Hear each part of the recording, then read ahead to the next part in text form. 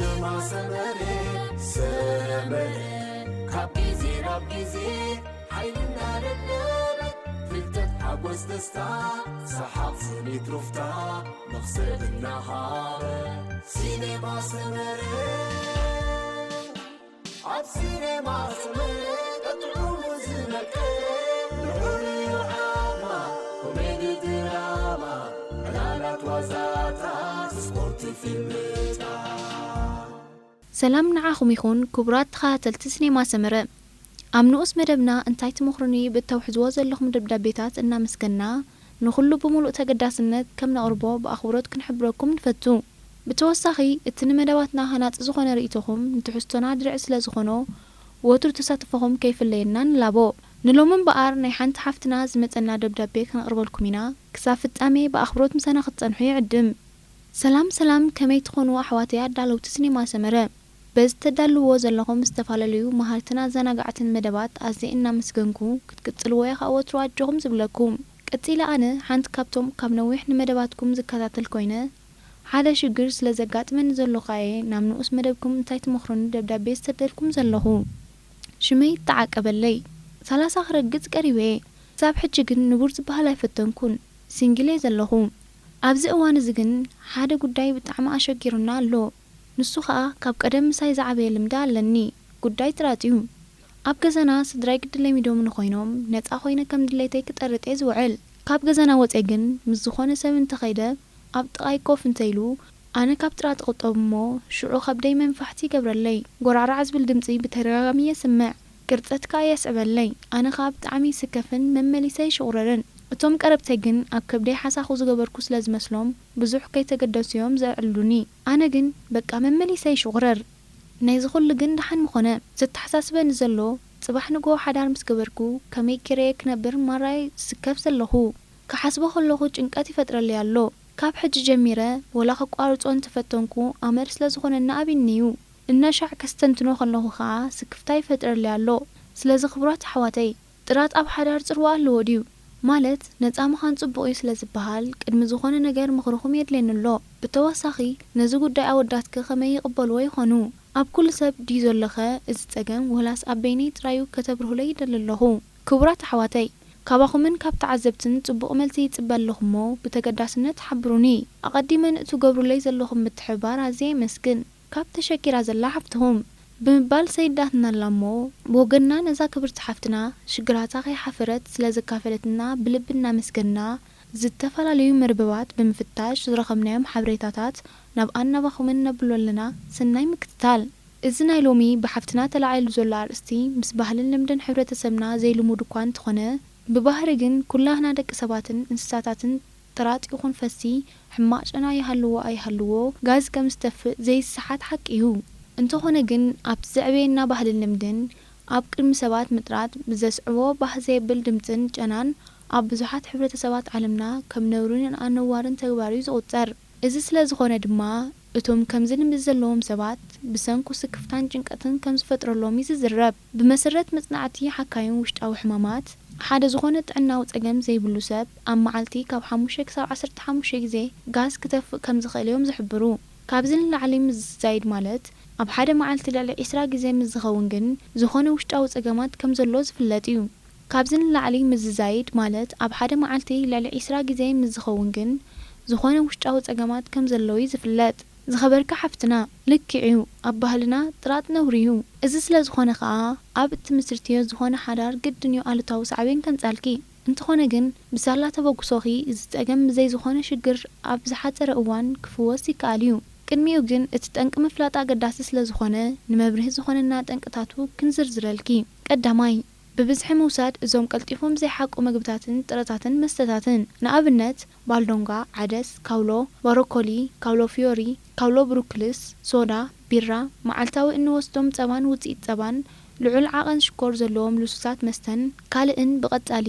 ካብ መጠን ላዕሊ ምስ ነዘውትሮም ናብ ብዝሒ ምጥፋእ ጋዝ የቃልዑና ካልኣይ ኣብ ስርዓተ ምሕቃቅ ፀገም ዝህልወና ከም ሕማም ነድሪ ጣፍያ ሕማም ጎርጋሕ ከብዲ ሕማም ሽኮርያ ነድሪ መዓናጡ ቁስሊ እግሪ ከስዓን ነድርን ዳንዱርን ምዝህልወና ብብዝሒ ጋዛት ከም ንተፍእ እዩ ዝግለጥ ሳልሳይ ጭንቀት ምዝህልወናውን ናይዚ ሕማም ግዳያት ኢና ንኸውን እዚ ከዓ ናብ ዘይተደለየ ወልፍታት ሽጋራን መስተን ስለ ዘስዕመልና ኣብ ስርዓተ ምሕቃቅ ምግቢ መዓናጡና ኣየር ስለ ዝዓቅሩ ናብ ሕማም ከቃልዑና ይኽእሉ እዮም። ራብዓይ ኣብ ግዚኡ ዘይኢለቀልቀል ኣብ መዓናጡና ምስ ዝህልወናውን ናብ ሕማም የቀውልዕና እዮም። ብፍላይ ድማ ተወጢርናን ከልና ክሳብ ባዕሎም ዘገድዱና ንዝተወሰነ ግዜ ምስ ነጽንሖም ብዙሕ ኣሉታዊ ሳዕቤኑ ዘኸትለልና። ዝኸበርካ ሓፍትና ካብዞም ጠቂስናዮም ዘለና ጠንቅታት ኣየናይ ምዃኑ ከተለለይ ጽቡቕ እዩ። ምክንያቱ ንመስርሕ ኣፈዋውስኡ ኣዝዩ ጠቃሚ ስለ ዝኾነ። ብኸመይ ከ ክንፍውሶ ይከኣል? እዚ ሕማም ብብዙሕ ዓይነት ሜላታት ክፍወስ ይከኣል። ገለ ካብኦም ምስ እንጠቅስ ከዓ ቀዳማይ ኩሎም ቶም ኣብ ላዕሊ ዝጠቀስናልኪ ከም ዓሌት ካውሎ ዝኾነ ኣሕምልቲ ውፅኢት ስርናይን ሶዳን መስተን ካብ ብብዝሒ ምብላዕን ምስታይን ክትቁጠባ ኣለኪ። ከም ዝፍለጥ ዝበዝሕ ጠንቂ ናይ ጥራት እነዘውትሮ ልምዲ ኣመጋግባና ከም ዝኾነ ብዛዕባኡ ዝተኻየደ መጽናዕቲ እዩ ዝሕብሮ። በዚ ከዓ ከም ቀዳማይ ክግበር ዘለዎ እዞም ዝጠቀስናልኪ ምብላዕ ከተወገድ እዩ ዝግባእ። ምክንያቱ እዞም ዓይነታት ትሕዝቶ ካብ ካልኦት ምግብታት ንላዕሊ መንፋሕቲ ስለ ዝፈጥሩ እዮም። ካልኣይ ኣብ መዓልቲ እትወስድዮም ዝነበርካ ዓቐን ኣመጋግባ ክተጉድልዮም ፈትኒ። እዚ ሜላ ነቲ ኣብ ስርዓተ ምሕቃቅ ምግቢ ንዝፍጠር ጭንቀት ንምጉዳል ኣዝዩ ሓጋዚ ምዃኑ እዩ ዝንገረሉ። ሳልሳይ ምንቅስቃሳት ኣዘውትሪ። ኣብ መዓልቲ ን30 ደቂቕ ዝኸውን ዝተፈላለዩ ምንቅስቃሳት ብሓፈሻ ብፍላይ ድማ ዮጋ ምስ ተዘውትሪ ብዙሕ ውፅኢት ክትረኽብሉ ኢኺ። ምክንያቱ ህዱእ ምንቅስቃሳት ዮጋ ሓደ ካብ መፍትሒታት እዚ ፀገም እዩ። ዮጋ መዓልታዊ ምዝውታር ዝህቦም ጥቕምታት ነቲ ናይ ምሕቃቅ ምግቢ ስርዓት ኣዝዩ ሓጋዚ ስለ ዝኾነ ኣብ መስርሕ ምሕቃቅ ዝነጥፉ ኣካላት ኣበራቢሩ ምግቢ ስርሖም ብግቡእ ከዓዩ ዓቢ ተራ እዩ ዝፃወት። በዚ ከዓ ነቲ ብጉድለት ምሕቃቅ ምግቢ ዝወፅእ ጋዛት ይከላኸል። ራብዓይ ብህድኣት ተመግቢ። ንበልዖም ምግብታት ብዝግባእ ከየስተማቐርና ብቕልጡፍ ምብላዕ ካብቶም ዘይቅቡላት ከነወግዶም ዘለና ኣመጋግባ እዮም። ምክንያቱ ኣብቲ ሃነፍነፍ ኢልና እንበልዓሉ እዋን ምስ ምግቢ ናብ መዓናጡና ኣየር ስለ ዝኣቱ ኣደዳ መንፋሕትን ጥራጥን ኢና ንኸውን። ብተወሳኺ ሃዲእና ምምጋብ እውን ንጥዕና መዓናጡና ኣዝዩ ጠቃሚ እዩ።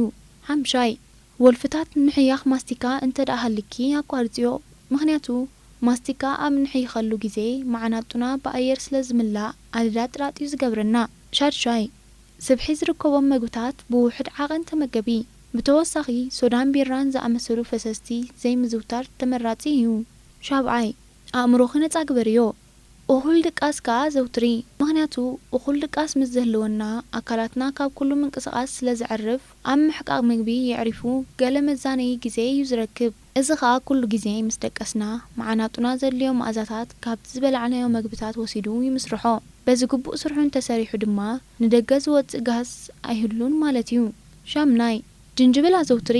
ጅንጅብል ማዕረትን ዝተፈላለዩ ሕማማት ዝፍውሰልና ኣብ ዝኾነ እዋን መንፋሕቲ ከብዲ እንተገይርልና ጅንጅብል ምስ ሻህን ቡንን ሓዊስና ምስ ንሰቲ ንመዓናጡና ስለ ዘጥለልና ነቲ ሕማምና ፈዊሱ ከብድና ግቡእ ስርሑ ንኸካይድ ኣዝዩ ጠቃሚ መድሃኒት እዩ። ታሽዓይ ብብዝሒ ማይ ስተይ። ንንውሕ ዝበለ ግዜ ብፍላይ ንግሆ ተንሲእኪ ኣብ ጥራይ ከብዲኺ ማይ እንተሰቲኺ ዘይተሓዊሉ ኣብነት የብልክን። ምክንያቱ እዚ ዓይነት ኣፈዋውሳ ካብ ጥንቲ ዝፀንሐ ፍቱን መድሃኒት ናይ ዝፀገም እዩ። ዓስራይ ልብት ዝበለ ማይ ስተይ። እዚ ዓይነት ሜላ እንኮላይ ንጭዋዳታትና ሓጋዚ ኮይኑ ኣብ መዓናጡና ዝተዓፅዉ ጋዛት ኣብ ምፅራይ ኣዝዩ ጠቃሚ እዩ። ብተወሳኺ ፈነል ዓይነት ካሮት ኣዘውትሪ። ሱር ፈነል ከም ሓምሊ ዝብላዕ ዓይነት ኣሕምልቲ ኮይኑ ብዙሓት ናይ ዝክኢላታት ነዚ መንፋሕትን ናይ ምውፃእ ጋዛትን ብናይ ገዛ ፈወሳታት ከም ዘመሓየሸሉ እዮም ዝገልጹ። መጽናዕትታት ከም ዝሕብሮ ኣብ ጋዝ ንምቁፅጻርን ካብ ምሽምቃቅ ገፊሕ መዓንጣን ከም ዝከላኸልን እዩ ዝሕበር። ብተወሳኺ ከም በዓል ኣናናስን ፓፓያን ምምጋብ ኣዘውትሪ። ምክንያቱ እዞም ፍሩታታት ኢንዛይም ስለ ዝርከቦም ኣብ ስርዓተ ምሕቃቅ ምግቢ ዓቢ ኣስተዋፅኦ እዮም ዘካይዱ። እዚ ከዓ ንስርዓተ ምሕቃቅ ምግቢ ኣዝዩ የቕልሎ። ከም ውፅኢቱ ከዓ ጋዝ ናይ ምጥፋእ ተኽእሎታት ይጎድል። ዝኸበርካ ሓፍትና በዞም ዝጠቀስናልኪ ሜላታት ኣፈዋውሳ ብቐረባ ረኺብኪ ብምጥቃም ምጥፋእ ጋዝ ወይ ጥራት ደው ከተብልዮ ትኽእል ኢኺ። ከም ውፅኢቱ ከዓ ነቲ ትምነዮ ዘለኻ ሓዳር ብዘይ ዝኾነ ስክፍታ ተኣትውዮ።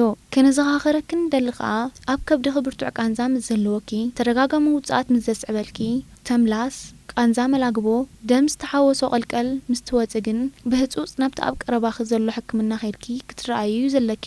ዝኸበርካ ሓፍትና ሕቶኹ ተመሊስልክ ክኸውን ብዙሕ ተስፋ እዩ ዘለና። ኣብ ቀጻሊ ከዓ ዕዙዝ ተሳትፎኺ ኣይፈለየና። ሙሉእ ዓወት ከዓ ንምነየልኪ። كبرات خاتلتي مدب سينما سمرة نلوم زبلنا وتحستو ازي نيرو بزعبا مدباتنا زلكم رؤيتو خنا نقفيتا كتصحفولنا أن تحساسبنا كل تسقط المدباتنا أبس الساعات متان كبتصحكم كا سبسكرايب شير مبالا جوخي مو أترسعنا بلنا بمكتالكم ما زينينا نمسكن أبقى تسالي بخال مهارنا زناق عن تحستو كسام نراغب سلامنت عنا نراهوان نخل هنا سسنايو